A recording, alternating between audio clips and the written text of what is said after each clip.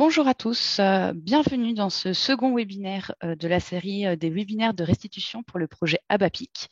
Alors ABAPIC pour accélération du biocontrôle et des agroéquipements pour la protection intégrée des cultures. Donc ce projet a été financé dans le cadre de France Relance, vous pouvez voir le logo en droite. C'est un projet qui a été centré sur les freins méthodologiques dans le cadre du positionnement des produits de biocontrôle et qui a été travaillé dans un temps court. En effet, le projet a duré 18 mois entre 2021 et 2022. Coordonné par l'ACTA, il a mobilisé les partenaires techniques suivants. Donc, vous pouvez voir les logos en dessous, donc de nombreux partenaires. C'est un projet méthodologique qui a été axé en 4 objectifs. Et celui du jour, c'est autour de l'objectif 1, qui était de développer et tester des outils de suivi des organismes et substances biocontrôle dans l'agrosystème, focus sur, donc aujourd'hui, sur les COV, les composés organiques volatiles, avec pour sujet du webinaire les méthodologies adaptées à différentes cultures et pratiques pour étudier les composés volatiles en agriculture. Vous avez en dessous les différents intervenants d'aujourd'hui et leur institut associé. Ce webinaire durera environ 1 heure. Il finira à 14 heures et vous avez en bas de votre écran une boîte à questions, questions-réponses. Je vous invite à poser des questions régulièrement au cours du webinaire et au cours des présentations des intervenants. Ils y répondront par écrit et on aura à la fin des présentations une petite partie questions-réponses pour échanger avec les intervenants. Je passe donc la main à Denis. Alors, bonjour à tous. Donc, je vais vous faire déjà un petit rappel sur ce que sont les COV et on va passer rapidement en balayant les différentes techniques avec leurs avantages et inconvénients. Donc, qu'est-ce que sont les COV? On peut les définir soit par une température d'ébullition qui doit être inférieure à 250 degrés, soit par une pression de vapeur saturante qui doit être supérieure à 0,1 mm de mercure. Pour mémoire, la pression atmosphérique. Excuse-moi, Denis, mais il n'y a pas ta présentation. Bon. Je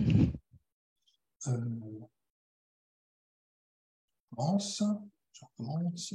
Désolée pour ces petits soucis techniques. C'est bon, ça commence à...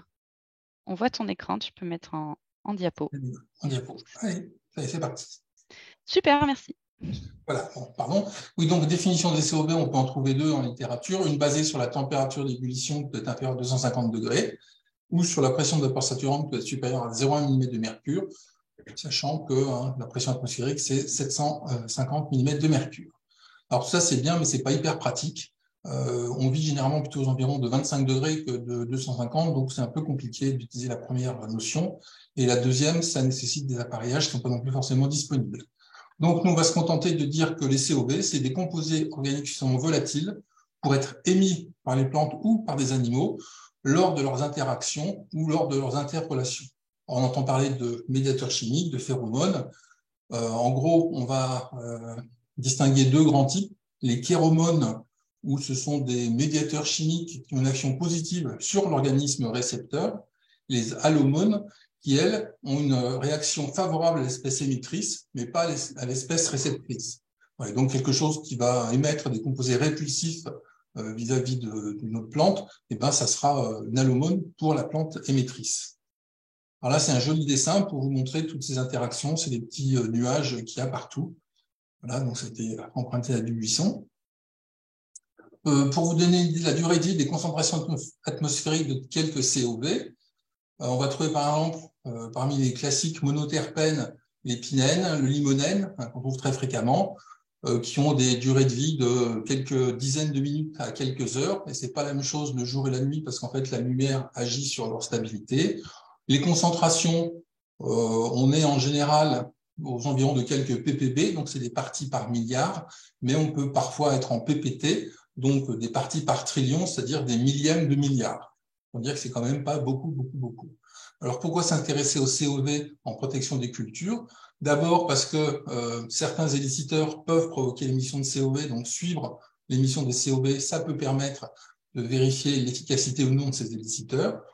Lorsqu'on utilise des plantes compagnes au sein des cultures, c'est intéressant aussi de savoir si elles émettent et en quelle quantité des molécules qui peuvent interagir avec des insectes prédateurs, protecteurs, etc., ou avec les autres plantes. Ça permet aussi de regarder comment se comportent des spécialités qui contiennent des substances sémiochimiques volatiles, et éventuellement, ça pourrait servir aussi au développement de plantes, alors modifiées génétiquement ou sélectionnées, simplement, pour synthétiser plus de COB. Alors, comment est-ce qu'on fait pour capturer ces COB? D'abord, on peut les capturer dans la plante. On peut s'intéresser à ceux, une fois qu'ils sont émis dans la plante, par la plante, pardon, c'est-à-dire quand ils sont à l'état gazeux.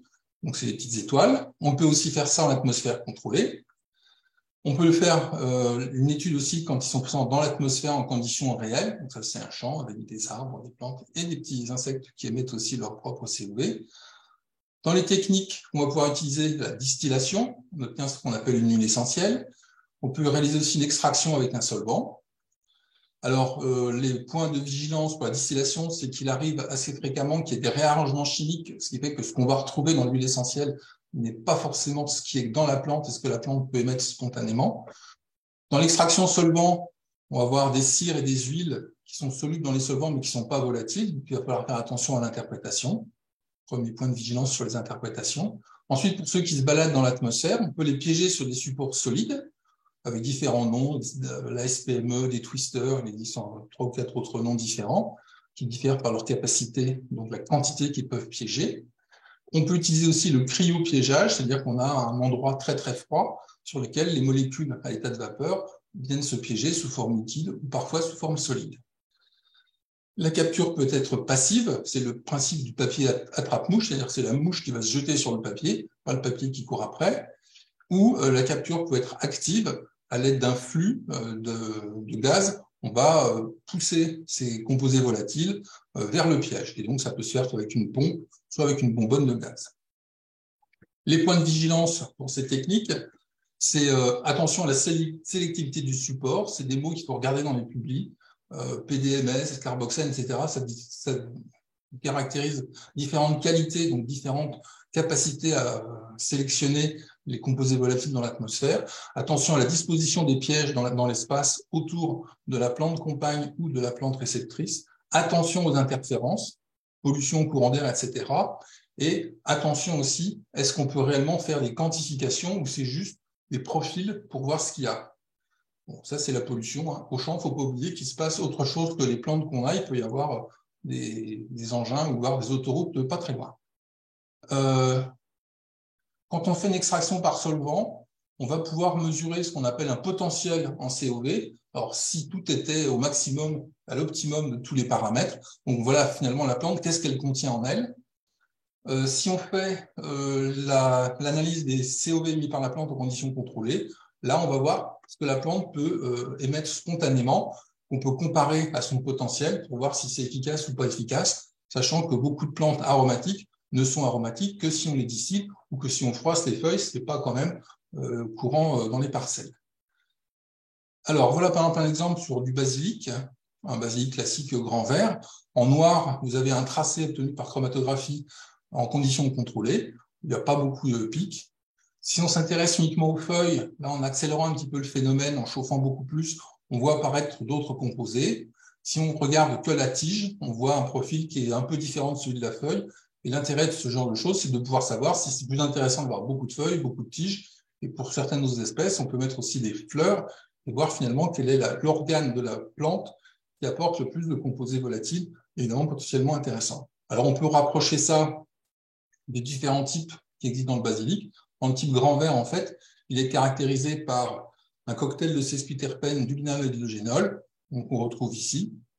Et donc, on est bien sur un type grand vert. Donc, ça permet aussi de caractériser notre basilic en disant c'est un grand vert, c'est pas un basilic doux ou un type à méthylogénol. Ici, on travaille sur la durée de vie de billes en polymère imprégnées d'une huile essentielle de menthe en conditions réelles. Donc, ça vous sera présenté aussi un petit peu après. Le tracé en noir, c'était le tracé initial avec les principaux constituants de cette huile essentielle de menthe poivrée. En rouge, c'est en gros une semaine après. Et puis en bleu, c'est 51 jours après. Et vous voyez qu'en fait, on retrouve quasiment plus de composés volatiles. Il ne reste plus que ceux du cœur de l'huile essentielle. Les très très volatiles comme le limonène et le cinnol ont disparu. Et puis on retrouve, et là c'est important parce que ce n'est pas une information qui est forcément disponible, on retrouve dans cette huile essentielle un conservateur, le BHT, qui est assez stable sur une semaine et qui finit quand même par disparaître un petit peu au bout de 51 jours. Donc, avec les outils dont on dispose, on peut comme ça étudier à la fois la composition et devenir en conditions réelles de ces dispositifs qui utilisent des huiles essentielles au champ. Alors, comment est-ce qu'on fait pour les analyser? La technique principale, c'est la chromatographie en phase gazeuse, soit avec ionisation de flamme, soit la spectrométrie de masse. Ici, là, c'est par exemple l'utilisation de la spectrométrie de masse sur un profil complet où on peut sélectionner par différentes techniques des composés spécifiques, ce qui permet de voir ici la pipéritone, la pipérithénone, etc. Il y a d'autres techniques, en voilà une parmi tant d'autres, qui est développée par la société TOF-Werk, qui promet de pouvoir analyser en 30 secondes une vingtaine ou une cinquantaine d'échantillons. C'est une technique donc, qui s'appelle PTR MS-TOF. Le truc à retenir, c'est PTR, où en fait, ça permet d'obtenir très rapidement des spectres très complets des composés qui sont présents, mais attention à la sensibilité. Autant on arrive bien à isoler l'indole, bon, ça pue un peu, autant on n'arrive pas à séparer tous les monoterpènes, puisqu'en fait, ils ont tous la même masse. Donc là aussi, il faut avoir un regard assez critique sur les techniques qui sont utilisées et ne pas leur demander plus que ce qu'elles peuvent réellement donner. Ici, un petit tableau qui rappelle brièvement les principaux avantages et inconvénients au niveau de la spécificité, des capacités d'identification des composés, au niveau des quantifications, la durée moyenne d'une analyse, est-ce que c'est du matériel de labo ou du matériel de plein champ? Alors, on a mis la GCMS avec un point d'interrogation parce qu'il semblerait qu'il existe actuellement un ou deux appareils, pas trop lourds, une quinzaine de kilos, autonomes avec une bonbonne de gaz qui permettrait de faire des analyses en plein champ. Voilà. Hop. Alors, une fois qu'on a capturé les COV, pour résumer un peu la situation, on les analyse, ça c'est formidable, mais il reste surtout à interpréter les résultats, savoir quel est le rôle, quelle peut être l'origine des différents composés qu'on a vus. La grosse question, c'est comment est-ce qu'on passait des essais de laboratoire à l'utilisation au champ, parce qu'on a pas mal de résultats sur le pouvoir répulsif de certaines molécules, mais il faudrait savoir à quelle concentration dans l'atmosphère du tube dans lequel c'est fait, ces molécules sont efficaces. Comment est-ce qu'on peut extrapoler ça au plein champ? Et du coup, est-ce que ces molécules, si on les retrouve en plein champ, elles sont à des concentrations proches de ces concentrations efficaces? Dans quelles conditions est-ce que nos plantes peuvent émettre? Rien qu'à les regarder le plus souvent, ça ne suffit pas. Il faut qu'elles subissent un stress, ça peut être de la chaleur, ça peut être des chocs, ça peut être une taille, etc.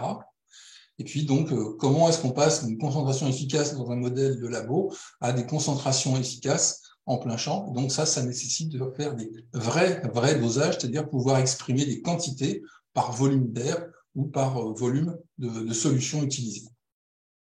Et voilà pour ma présentation.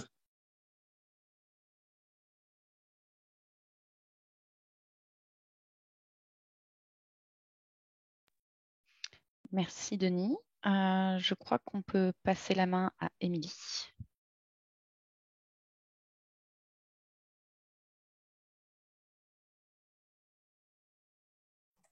Avec le micro.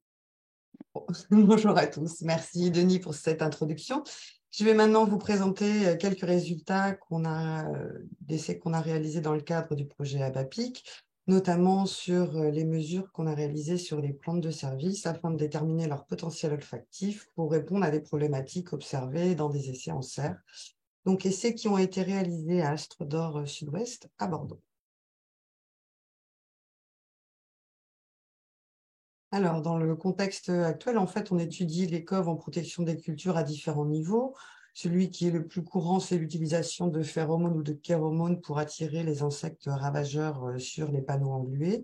Mais nous avons également testé des produits de type huile essentielle pour travailler sur des approches, des stratégies de type push-pull pour limiter les ravageurs dans les cultures, notamment ici des essais avec du TRIPS. Et une dernière approche, on utilise plutôt les plantes de service comme plantes qui pouvaient avoir un potentiel soit de répulsion, soit d'attraction des auxiliaires dans les cultures, ici en chrysanthème. Quelle que soit en fait la matrice et le support producteur de coves, il y a des questions si similaires qui se posent dans ces approches, à savoir quelle est la composition finalement du produit et est-ce que entre la composition et celle qui est émise dans l'air, on a des similitudes. jusqu'à quelle distance diffusent ces produits et quelle est leur durée d'efficacité, donc de diffusion dans le temps. Et ces informations sont nécessaires pour notamment établir des nouvelles stratégies. On a notamment travaillé dans le cadre d'un projet qui s'appelle PIC-Puce pour plantes de services d'intérêt contre les pucerons. Donc, on avait sélectionné à partir de la bibliographie 9 plantes d'intérêt qu'on avait dans un premier temps évaluées en microcosme, c'est-à-dire des tests de répulsion en boîte de pétri, des tests de fécondité en cage et aussi des tests en jardinière pour voir comment les plantes se comportaient et en culture et vis-à-vis des auxiliaires. À partir de ces essais, on a sélectionné 4 plantes qu'on a ensuite essayées en culture, 2 chrysanthèmes à la station Estrador, mais aussi en culture de fraises à Invegno et à la Prelle. Et ces essais ont été faits en station d'expérimentation, mais aussi en entreprise de production. Et tous les tests qu'on a plus ou moins réalisés et les mesures agronomiques qu'on a effectuées ne sont pas très concluantes par rapport à l'effet soit répulsif ou en tout cas l'effet sur la population de pucerons au sein de la culture d'intérêt. Et on s'est interrogé sur les coffres qui avaient été émis par nos plantes et est-ce qu'ils étaient dans des bonnes conditions. Donc, dans le cadre du projet ABAPIC, on a travaillé plutôt la méthodologie pour caractériser les plantes. Donc, dans un premier temps, on a plutôt une approche laboratoire, avec notamment Denis et les analyses réalisées au laboratoire de phytochimie d'ITEPMAI. Donc, on a travaillé sur une approche successive. On a d'abord évalué le potentiel aromatique de la plante d'intérêt en prenant une partie aérienne qui a été extraite. Les coffres sont piégés dans l'acétate d'éthyle, puis on fait une analyse par GCMS. Et dans ce cas-là, on mesure le potentiel en cove de la plante. Après, cette plante, elle a été mise sous cloche à 24 degrés et on a introduit une fibre SPME pour mesurer les coves qui sont émis quand la plante elle est en conditions naturelles, conditions de culture. On est proche de nos conditions dans la serre. Et donc, on mesure le potentiel en cove émis à température ambiante. Et pour finir, les coves ont été extraits dans les fleurs, les feuilles et les tiges afin de savoir d'où provenaient les coves d'intérêt. Et on obtient le genre de chromatogramme que Denis vous a présenté en introduction. Donc, pour vous présenter quelques résultats, par exemple ici, sur 2 variétés d'œillets d'Inde, qu'on appelle aussi tagettes, on retrouve finalement sur les 2 profils de plantes autant de composés dans les 2 variétés, c'est-à-dire 28 composés à peu près ici, mais on voit que les profils sont différents en fonction des variétés. Déjà, la teneur en cove par rapport à la plante, qu'on peut voir dans le tableau ci-contre, elle est 3 fois plus importante dans la variété d'œillet Tagette Patula nana que dans la variété triploïde Endurance. Donc déjà, ça c'est une information intéressante. Ça veut dire que si on doit choisir entre 2 variétés, on va plutôt choisir une variété qui va être fortement émettrice. Et puis, derrière, on peut regarder par rapport aux coves qui sont émis et par rapport aux organes principaux. Ici, que la variété 1 va plutôt produire de la piperitone et la tagétone, tandis que la variété 12, on est plutôt sur du bêta-cariophyllène ou du terpinolène. Enfin, on voit que ces composés ils sont essentiellement émis par les feuilles et non par les fleurs. Donc, si les composés d'intérêt, par exemple, sont la tagétone ou la piperitone, alors la plante n'a pas besoin d'être fleurie en culture pour avoir l'effet escompté. Les 2 autres plantes qu'on avait testées en culture, c'était le basilic et le romarin. Et comme Denis en a déjà un peu parlé avant, ce qu'on a particulièrement souligné sur ces plantes-là, c'est que finalement, elles émettent assez peu de coves à température ambiante et sans contrainte, alors qu'à 60 degrés, elles en émettent beaucoup. Donc là, c'est que les coves qu'on recherchait, finalement, ils ne sont pas forcément émis au moment de la culture à 24 degrés. Par ailleurs, on a travaillé sur une autre méthodologie qui était là plutôt comment on peut mesurer les coves émis par les plantes sur le terrain. Donc là, l'objectif était plutôt de caractériser l'environnement de la plante et d'évaluer la présence de coves dans l'air au moment de l'essai. On a travaillé à partir de fibres SPME pour capturer ces COV dans l'air et les analyses ont été réalisées par le laboratoire INRAE d'Avignon et l'équipe de PSH. On a fait ça aussi par une approche successive. Dans un premier temps, on a mis des fibres dans la serre complètement vide, donc c'est plus facile qu'en extérieur parce que finalement la serre est vide et donc on peut s'affranchir un peu plus des autres, par exemple des voitures qui pourraient émettre des polluants. Donc on a mesuré le bruit de fond dans un premier temps, puis on a mis uniquement les plantes de service, donc 4 plantes de romarin. On a refait des mesures avec 9 points, donc 9 fibres SPME. On a rajouté dans un troisième temps la culture de chrysanthème en plus des plantes de service de romarin pour réaliser une nouvelle série de mesures. Et enfin, on a remplacé les plantes de service de romarin par des petits tubes dans lesquels on a mis de l'huile essentielle de romarin en plus des chrysanthèmes. Donc, à partir de ces essais de captation, on a obtenu des données, alors qui ne sont pas directement des quantifications, qui sont en fait des aires de pic corrigées. Donc, c'est aussi la difficulté pour interpréter les données. Et là, je vous ai fait des cartographies à partir du D-limonène qui a été capté dans les différentes fibres SPM. Alors, dans un premier temps, alors là, vous n'avez pas la carte sur le bruit de fond, mais il faut savoir que même dans notre serre complètement vide, on a du bruit de fond. Donc, il faut bien avoir en tête que finalement, les coves, ils sont partout et c'est très difficile de distinguer les coves qui vont être émis par les plantes de ceux qui peuvent être dans l'air ambiant. Alors, le limonène, par exemple, on peut le retrouver, je ne sais pas, dans certains peut-être parfums, dans certains produits nettoyants. Donc, on ne sait pas exactement l'origine de la pollution, mais même dans toutes les captures qu'on a fait, on a eu un petit peu de pollution par rapport à le cove qu'on a cherché à capter. Donc, la première carte de gauche, on voit les romarins qui ils sont en ligne en fait au milieu et on voit qu'ils émettent des coves. Donc, ce qu'on voit, c'est que cette répartition n'est pas homogène en fait dans le temps, dans l'espace et qu'il y a tendance à y avoir un flux parce qu'en fait, on a juste une porte en bas à droite de mon carré qui fait qu'il y a un flux quand même d'air qui est dans la serre.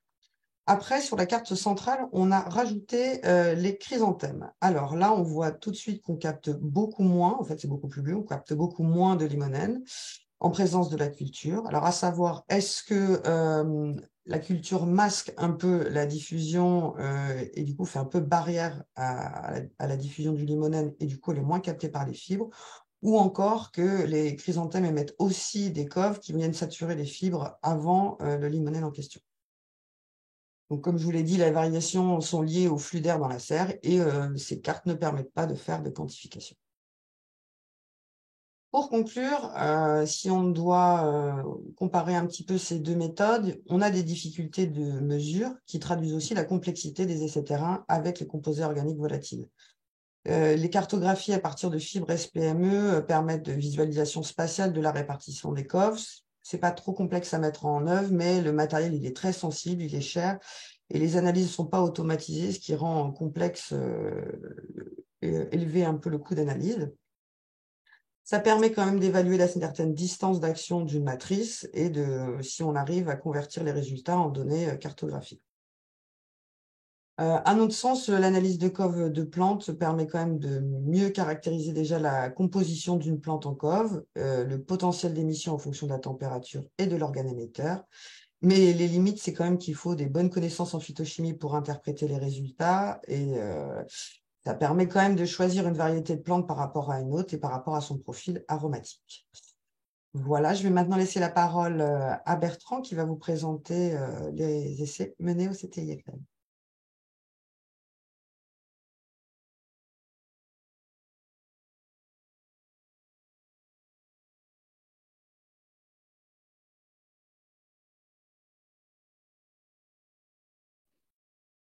Bonjour à tous. Je vais vous présenter les résultats d'un essai pour la suite sur l'évaluation de diffuseurs d'huile essentielle contre le puceron cendré du pommier.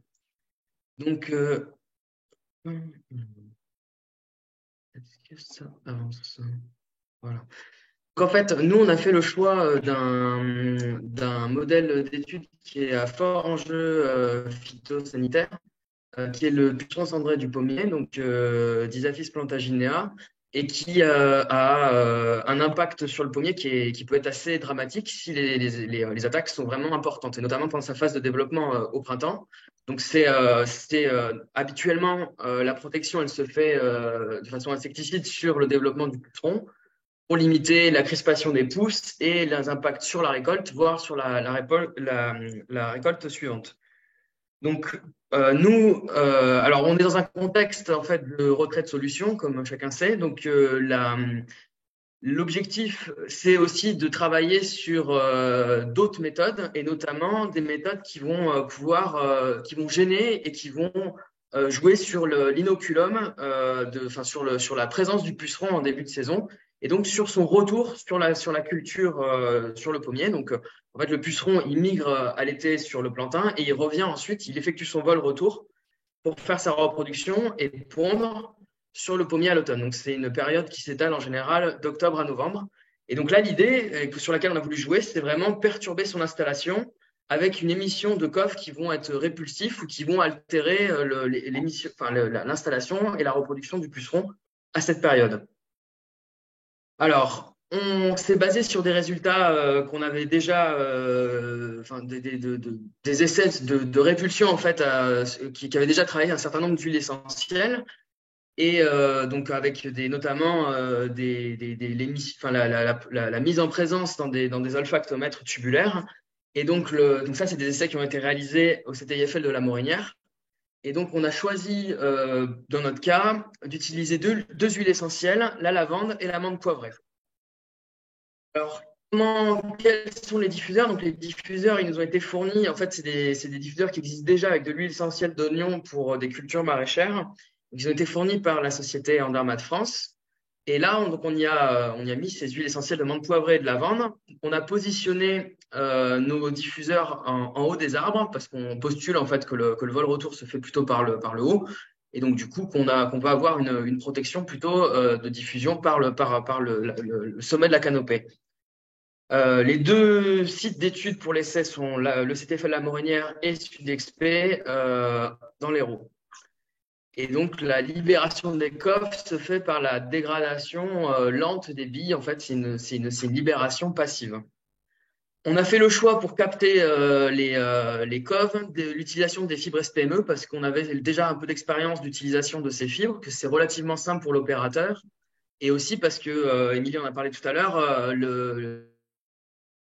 il y a une certaine expérience du laboratoire d'INRA d'Avignon à son utilisation et à l'analyse de ces fibres. Par contre, les inconvénients, c'est son coût, évidemment, et le fait que c'est des analyses très chronophages. Et puis, bien sûr, on l'a vu aussi, la difficulté de quantifier réellement ce qui est capté.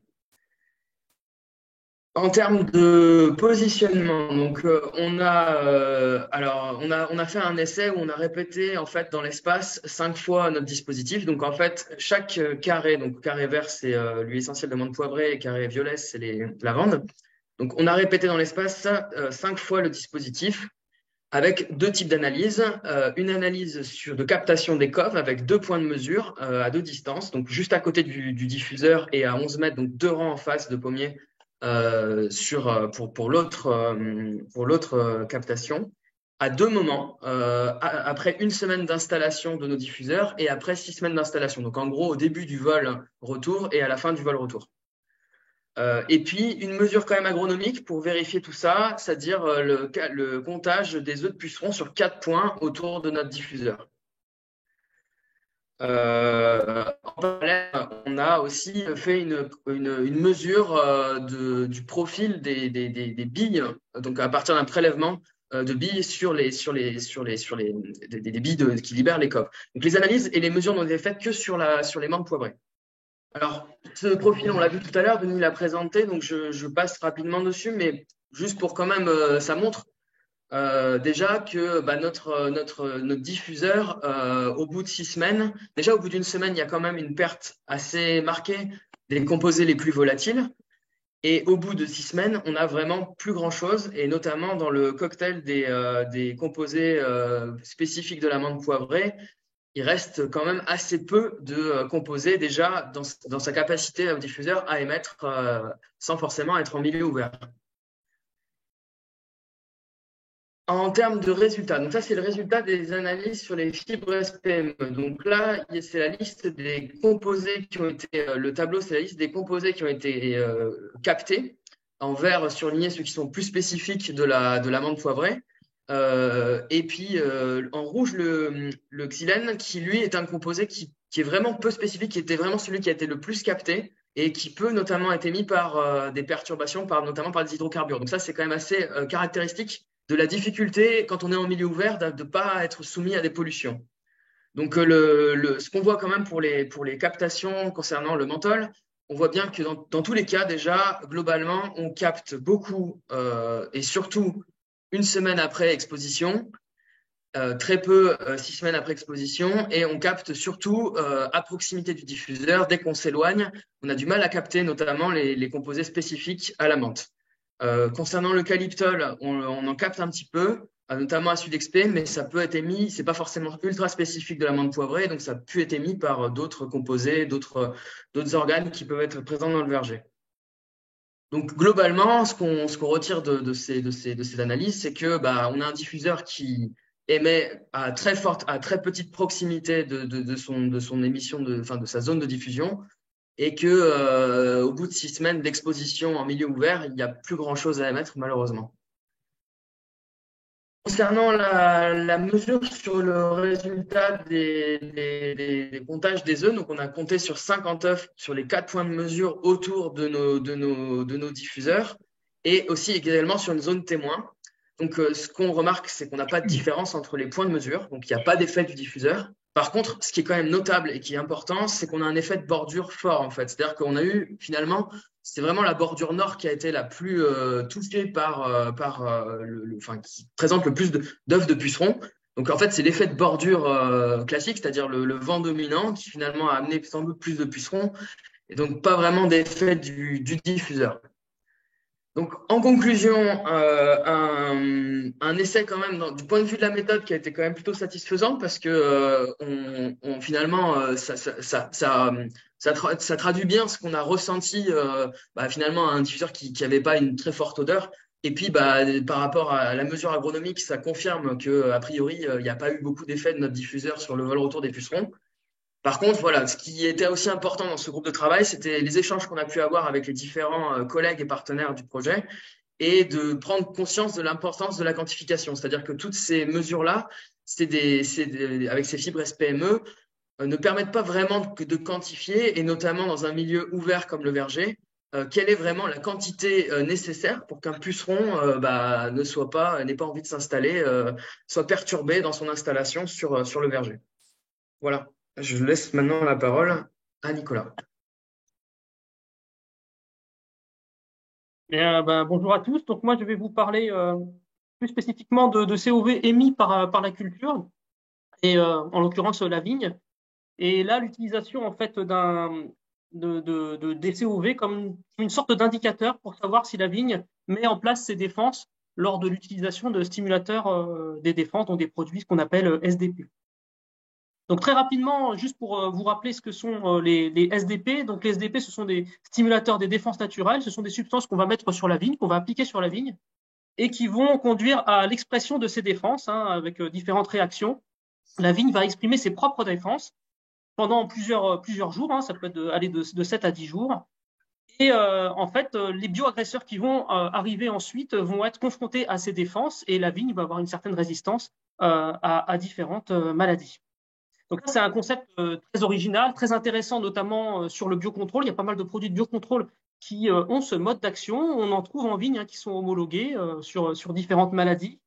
Malheureusement, on a un souci en fait de transfert des conditions de laboratoire, conditions contrôlées vers le terrain. Et aujourd'hui, on a du mal à maîtriser cette technique de stimulation des défenses. On n'arrive pas à retrouver une reproductibilité. On a des efficacités qui varient souvent. Et on a du mal à construire vraiment des stratégies optimisées d'utilisation des stimulateurs des défenses. Et en fait, quand on fait des essais régulièrement, on va surtout travailler en fait sur l'efficacité in fine de la stratégie d'utilisation des SDP. Donc en fait, on va appliquer nos SDP sur le terrain, on va revenir ensuite un peu plus tard et on va regarder le développement des maladies. Malheureusement, on ne regarde pas l'étape intermédiaire qui est importante, qui est vraiment la cible du SDP, c'est la mise en place des défenses de la vigne. Et pour cela, on a besoin d'indicateurs pour savoir comment ça se passe, si la vigne a mis en place ou non ses défenses. Donc, il en existe déjà des indicateurs, notamment au niveau génétique, au niveau biochimique, mais qui sont assez lourds à mettre en place, notamment sur le terrain. Et nous, on voulait trouver d'autres indicateurs complémentaires qui sont un peu plus robustes, faciles à utiliser, pas trop chers. Et donc, c'est pour ça qu'on s'est dit, les COV, c'est que ces molécules qui sont émises par la vigne pourraient potentiellement être un indicateur intéressant. Donc, il y a déjà des travaux qui ont été menés en amont, en fait, dans un projet notamment qui s'appelle Codevi SDP, qui a duré pendant 3 ans et qui a été financé par le ministère de l'Agriculture de 2017 à 2019, où avec différents collègues, notamment de l'INRAE de Dijon, les collègues de l'Université de Bordeaux et des collègues chimistes de l'ICOA, donc un laboratoire spécialisé dans l'analyse justement des COV, qui ont travaillé aussi sur l'analyse des COV sur les projets ABAPIC. On a travaillé sur cette caractérisation des COV comme indicateur de la stimulation des défenses. Donc, il y avait un travail en conditions semi-contrôlées et un travail au vignoble. Et les collègues de l'INRAE de Dijon ont bien montré sur des essais, comme vous voyez la photo ici, sur des boutures mises en conditions contrôlées et en atmosphère confinée, traitées avec différents stimulateurs des défenses, notamment 3 stimulateurs ici que vous voyez, donc le Bastide, le Redeli et le Roméo, 3 différents stimulateurs. On retrouve un bouquet de 12 composés organiques volatiles communs par rapport aux témoins non traités et qu'on va retrouver à chaque application de ces 3 produits. Donc là, ils sont détaillés ici. Je vous ferai grâce de la liste parce que c'est des noms assez compliqués. Mais en fait, ces 12 COV communs ont été un peu notre socle de base d'études en disant, voilà, c'est peut-être ces indicateurs qui vont montrer qu'il y a une stimulation des défenses. Donc tout cela, ça a été publié. Mais malheureusement, quand on est passé après sur la partie vignoble, on voulait retrouver ces COV. On a eu beaucoup plus de mal déjà à mesurer et à capter des COV d'intérêt, puisqu'on était dans une atmosphère ouverte. Donc, on a modifié nos méthodologies. Il a fallu ensacher des rameaux. Et puis, même avec ces méthodologies-là, on n'a pas vraiment retrouvé de bouquet spécifique comme on avait vu au laboratoire. Donc, l'objectif dans le projet ABAPIC, c'était de continuer un petit peu ces travaux au vignoble pour essayer de retrouver ces résultats, voire même trouver d'autres COV pour un peu compléter les travaux quand on a arrêté le projet Codevi. Donc, comment on a travaillé? En fait, on a utilisé des capteurs de type twister. Vous avez vu que les collègues qui ont fait des travaux avant parlaient plutôt de fibres SPME, beaucoup plus longues. Nous, on a utilisé des petits capteurs qui font à peu près 2 cm, qui sont un peu plus robustes, plus faciles à manipuler, et qu'on plaçait au cœur du feuillage dans une boule à thé. Vous allez voir les photos ensuite, avec aussi un ensachage. Et on est parti sur vraiment des choses assez simples en fait en termes de méthodologie. Une application de SDP. On attend 48 heures et on vient poser nos twisters pendant 4 heures en sachet, donc soit des boutures de vignes, soit des rameaux. Et 4 heures après, on récupère les twisters et ils sont envoyés aux collègues de l'ICOA d'Orléans pour analyse. Donc là, ça a été fait dans différentes conditions. Déjà sur le site de Nîmes à l'IFV, où on a des vignes installées en pot sous tunnel. Avec un modèle un peu original qui a servi aussi dans d'autres travaux d'ABAPIC pour d'autres sujets. Et surtout avec plusieurs cépages, donc Grenache, Sauvignon, Syrah et Floréal, donc pour voir un petit peu les différences entre les cépages, avec un seul SDP qui était à base de Kosoga qui s'appelle le Messager. Et à Bordeaux, on a plus travaillé au vignoble, donc sur 2 parcelles, une parcelle de cépage Merlot, avec les SDP Kosoga, et puis un SDP de référence qui s'appelle le Bion, qui est composé d'ASM, donc acide benzolar S-méthyle, qui est un analogue de l'acide salicylique, donc une phytohormone qui stimule les défenses. On a fait la même chose aussi sur un cépage résistant qui s'appelle le Sauvignac, pour voir un petit peu comment ça pouvait répondre. Donc voilà, pour vous expliquer un essai sur le terrain, en fait, on va pulvériser notre stimulateur des défenses sur des petites placettes de 5 cep, répétées 3 fois par SDP. Et on vient ensuite, 48 heures après, ensacher un rameau du cep central de la placette pendant 4 heures. Vous voyez donc la boule à thé là, avec notre petit twister à l'intérieur. Donc on va attendre 4 heures avant de récupérer les twisters. Vous voyez sur la photo de droite, on a beaucoup de condensation dans le sac à la fin des 4 heures. Donc ça, c'est intéressant parce qu'on voit que donc, la vigne respire, transpire. Ça veut dire que les stomates sont ouverts et c'est par là que passent les COV. Donc c'est intéressant. On se dit que là, il y a vraiment une circulation des COV au sein de l'ensachage. Alors, je suis désolé, je n'ai pas beaucoup de résultats à vous proposer parce que les analyses ont été un peu longues et on les a reçues il y a très peu de temps. Je vous montre quelques résultats là sur nos essais qu'on a fait à Bordeaux sur le Merlot. vous voyez qu'on retrouve une centaine de composés sur les vignes traitées avec le Kosoga, donc le messager, 71 pour le bion et puis 60 pour le témoin. Mais en fait, si on regarde par répétition, si on retrouve à chaque fois ces COV dans chaque répétition, dans chaque twister, vous voyez que rapidement le nombre diminue. Et finalement, sur le bion et le messager, on va retrouver que quatre composés sur le messager. Je vous ai mis donc en jaune là 2 composés qu'on retrouve dans la liste des collègues de l'INRA là en laboratoire. On trouve l'alpha-parnésène et le cariophyllène. Et sur le bion, on en retrouve plus quand même qui sont répétés, mais que deux composés qui viennent aussi de cette liste-là. Donc ça, c'est plutôt sur le nombre de composés retrouvés. Si on regarde maintenant la quantité des composés, là, je vous ai fait en fait la liste de ce qu'on retrouvait par rapport en fait à la quantité. Et puis à côté, les petites couleurs que vous voyez, c'est en pourcentage par rapport au témoin, ce qu'on retrouve dans le témoin.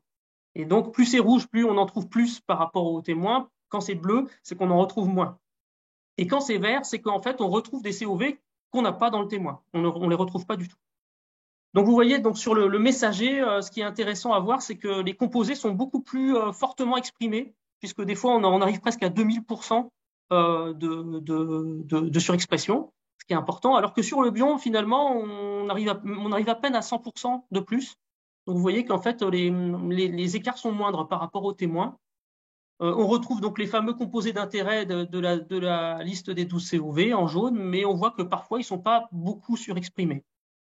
Voilà, donc tout ça, il va falloir mouliner. Bien sûr, pour l'instant, ça reste un peu flou. Et ce qui est intéressant aussi pour le bion, là, c'est qu'on retrouve le composé actif du produit, l'acide benzolar S-méthyle.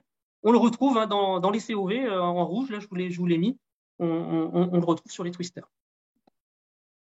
Voilà, donc il faut bien sûr travailler, faire plus d'analyses, notamment avec les autres essais. On reçoit les analyses, enfin les résultats des collègues de l'ICOA bientôt, là, et voir un petit peu si on retrouve les mêmes conclusions. Il faudra comparer les modalités, les essais, et puis confronter aussi avec les résultats qu'on avait eus au vignoble, notamment dans le projet Codévi. Et il y aura besoin, les collègues l'ont dit tout à l'heure, d'une expertise aussi chimique et biochimique. Peut-être qu'on peut rassembler des familles de composés, ça sera peut-être plus intéressant plutôt que prendre composé par composé. Et puis savoir aussi parfois la fonction de ces composés, ça peut être intéressant. Et ça, c'est des expertises que nous, à l'IFV, on n'a pas spécialement. Donc, on demandera peut-être à Denis ou aussi à nos collègues de l'ICOA de nous aider un peu pour caractériser tout ça. Voilà, en termes de perspective, l'utilisation des COV, c'est un pan un peu nouveau dans la recherche. Ça n'a pas été beaucoup travaillé sur vigne, donc il y a encore beaucoup de travail à faire, même au sens large sur les COV sur la vigne, notamment avec la relation avec la physiologie de la vigne. Des outils COV, SDP, il faut approfondir. Est-ce qu'on arrivera à trouver vraiment quelques COV intéressants et est-ce qu'on pourra développer des outils spécifiques là-dessus? Pour l'instant, vous voyez qu'on est encore un peu en marche. Peut-être travailler aussi sur la capture active, Denis l'a dit tout à l'heure, peut-être qu'au vignoble, sur le terrain, il faut absolument multiplier en fait, le volume d'air apporté pour avoir des résultats intéressants. On voit qu'on est un peu limité. Et puis, d'autres usages sur les COV, on a parlé tout à l'heure notamment des phéromones. Nous, on travaille beaucoup avec les phéromones au vignoble et ça serait intéressant de voir si on ne pourrait pas capter ces phéromones notamment dans des travaux sur l'optimisation de la confusion sexuelle pour savoir si on arrive à retrouver les phéromones partout dans le vignoble. Il y a des collègues de l'INRAE à Bordeaux qui travaillent là-dessus. Peut-être que les capteurs qu'on a utilisés pourraient être un bon outil pour travailler là-dessus.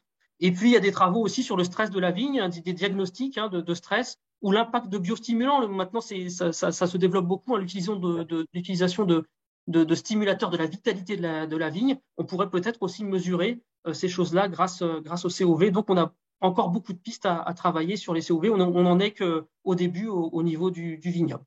Voilà, je vous remercie beaucoup pour votre attention. Je suis désolé, j'ai un petit peu débordé au niveau du temps. Et si vous avez des questions, n'hésitez pas à nous solliciter.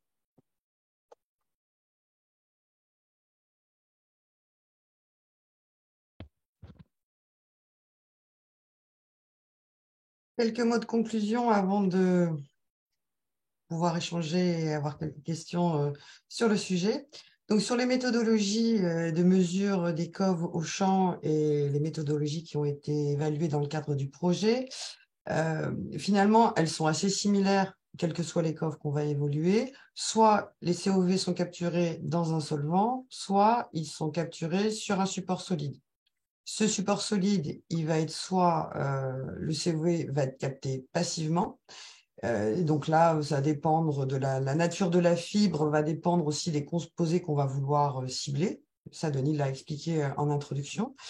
Et on peut faire aussi une capture active en ajoutant en plus un flux d'air pour améliorer la sensibilité de la méthode, comme on a parlé un petit peu Nicolas là sur la fin.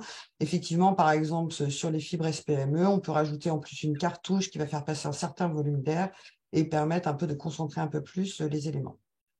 Ce qu'on s'est rendu compte aussi, c'est qu'entre mesure et analyse des résultats, il y a quand même un gap. Et il y a une complémentarité des approches phytochimiques et agronomiques.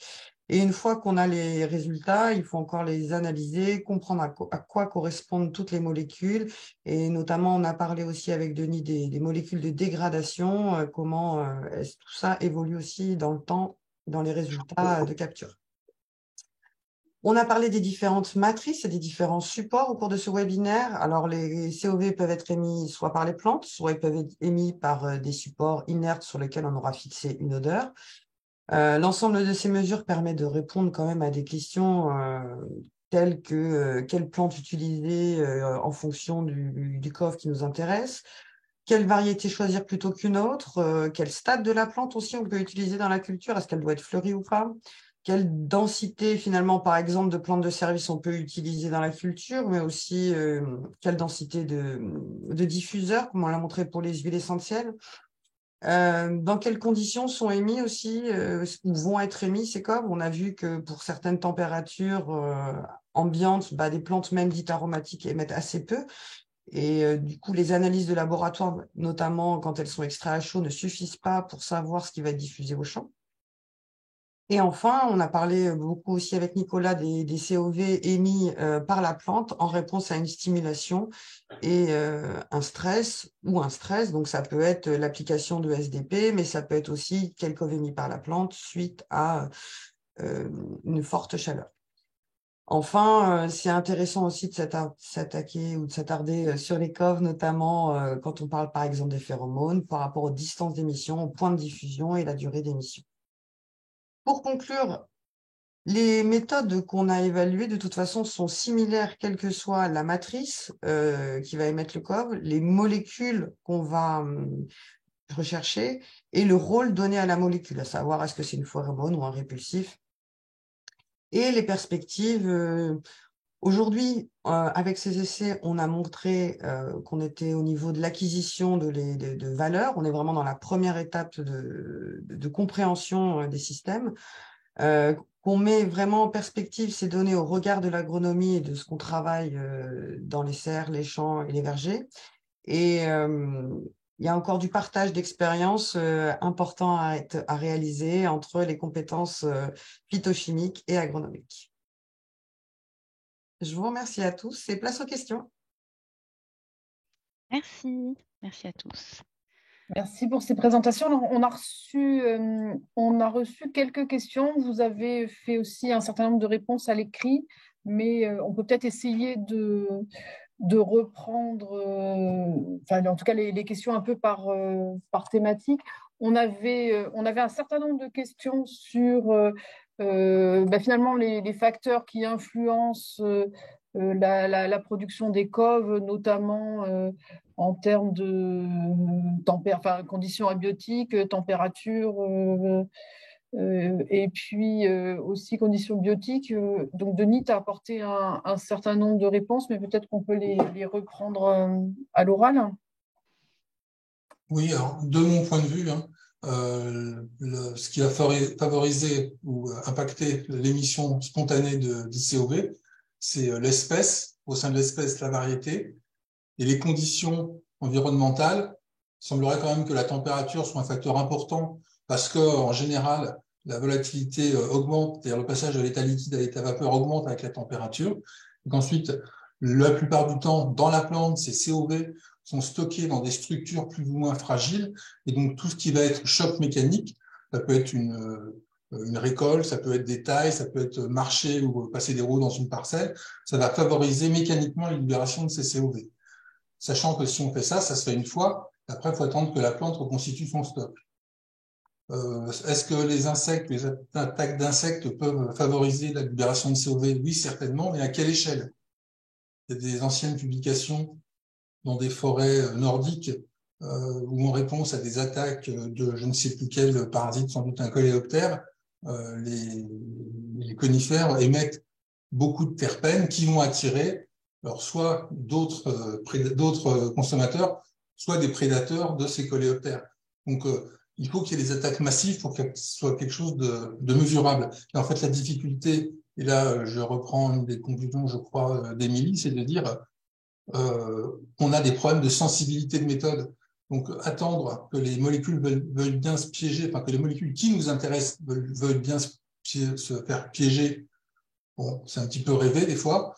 Et donc, souvent, c'est plus efficace d'aspirer donc des plus gros volumes d'air pour pouvoir avoir des quantités qu'on va pouvoir réellement mesurer. Donc voilà, il y a des difficultés méthodologiques pour la capture. Donc voilà, les réponses, c'est pour moi variété, température et conditions de culture.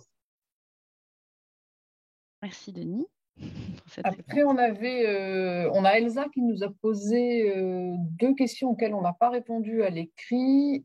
Donc, la première était de savoir comment est-ce que les COV étaient perçus. Alors, par les réceptrices, je pense que c'est par les plantes. Est-ce que ça, quelqu'un a des éléments de réponse sur cette question? Si on considère que l'éthylène, c'est un COV, et pourquoi pas, on sait que l'éthylène produit par une plante va avoir un impact sur la maturation ou la chute des feuilles des plantes voisines. Après, pour tous les autres COV qui vont avoir jusqu'à des 6, 8, 10, 12, 15 carbone, là, j'ai pas de réponse toute faite, quoi. Perçu, c'est est-ce qu'il y a des récepteurs, comment est-ce que ça fait pour passer soit à la cuticule, soit passer à travers les stomates. Je crois pas, enfin, c'est plus de la recherche fondamentale et je ne crois pas qu'on ait de réponse toute faite pour l'instant. Je ne sais pas si les collègues ont des idées. J'ai une idée. On avait fait des essais de fécondité dans le cadre du projet Picpus où on mettait, en fait, on regardait la fécondité d'un puceron sur une plante et on faisait exactement la même chose dans une enceinte à côté où on mettait en plus une plante de service. Et on regardait, et en fait, la plante de service qui est à côté, notamment par exemple les œillets, émettent des coves qui impactent le puceron qui est, lui, sur les chrysanthèmes. Donc le puceron, il n'est pas directement sur la plante d'intérêt, il est sur une plante à côté. Et en fait, c'est des essais qui avaient été menés notamment à l'INRA aussi d'Avignon, où en fait, en co-cultivant, il doit y avoir quand même les coves qui sont émis par les plantes de service à côté. Ils émettent dans l'air, ils se déposent sur la culture d'intérêt et ils affectent, en fait, par exemple, le ravageur. Donc, on pense quand même que ces coves, ils affectent les plantes potentiellement directement, mais on sait pas. C'est quand même, c'est très difficile à tracer d'un point de vue. On les voit pas, c'est très compliqué. On peut juste voir les effets secondaires potentiels et avoir des hypothèses. Mais aujourd'hui, on n'a pas vraiment, en termes de ce qui se passe dans l'atmosphère, ça serait bien si on pouvait les colorer en bleu, quoi. Si je peux compléter ce que tu disais, Émilie, aussi, sur ces essais de fécondité, ce qu'ils avaient aussi testé, c'était de soumettre en fait à l'exposition la plante cible avec l'étagette et ensuite de faire les mesures après coup sur les plantes cibles avec les pucerons sans l'étagette en fait, et donc de voir qu'il y avait un effet indirect induit par les plantes de service en fait. Donc après, comme tu dis, savoir exactement, c'est compliqué, mais sans doute un effet quand même indirect de la plante compagne sur la plante cible, la plante hôte pour le ravageur. Juste d'un point de vue méthodologique, on a eu quand même des choses qu'il faudrait vérifier. C'est, OK, la plante émettrice va noyer, par exemple, dans la cuticule de la plante qui nous intéresse des COV. Et dès l'instant qu'on enlève la plante de service, donc elle arrête d'émettre, donc on désature l'atmosphère, donc avec des phénomènes physiques tout simples, la plante qui en a capturé dans sa cuticule, par exemple, elle va les réémettre. On est en permanence dans des équilibres entre une phase liquide et une phase vapeur. Donc c'est pas forcément parce que la plante qui nous intéresse a modifié sa physiologie sous l'effet des COV de la plante de service que ça fait réagir. C'est peut-être simplement qu'elle réémet physiquement simplement des molécules parce que son atmosphère étant désaturée, ben elle relargue, quoi. Enfin, je sais qu'on a tendance à vouloir trouver des explications physiologiques, mais des fois, c'est bêtement physique, quoi. Pour info, je suis un peu chimiste, moi. C'est ça, et pour ça qu'il faut s'entourer d'un Denis quand on commence à faire des essais sur les COV. Ça nous a tous apporté beaucoup d'éléments de réponse. Je crois qu'il nous reste une dernière question, c'est ça, auquel on n'y a pas Oui, il y a une répondu. question. Enfin, après, il y avait des questions autour de la quantification à partir des fibres SPME, là, mais il y a eu des réponses à l'écrit. Alors, si on veut se prendre une dernière question un peu d'ouverture, Elsa, tu étais très inspirée parce que tu nous as demandé si on pouvait imaginer des diffuseurs vivants de COV, puisque les bactéries émettaient aussi des COV. Donc, on peut peut-être essayer de terminer sur cette question-là. Est-ce que ça inspire nos orateurs du jour? Tant que le micro-organisme est vivant, il va émettre. Le problème, c'est de continuer à l'alimenter pour que ça émette en permanence, quoi. Après, c'est sûr, on peut rêver en disant on va sélectionner des bactéries ou des champignons qui vont émettre spécifiquement tel COV. Ça sera moins pénible que de l'acheter chez Sigma ou de l'extraire et de le purifier à partir d'une plante. Pourquoi pas? Mais bon, voilà, si on est sur du vivant, il faut bien qu'il continue à vivre, les micro-organismes.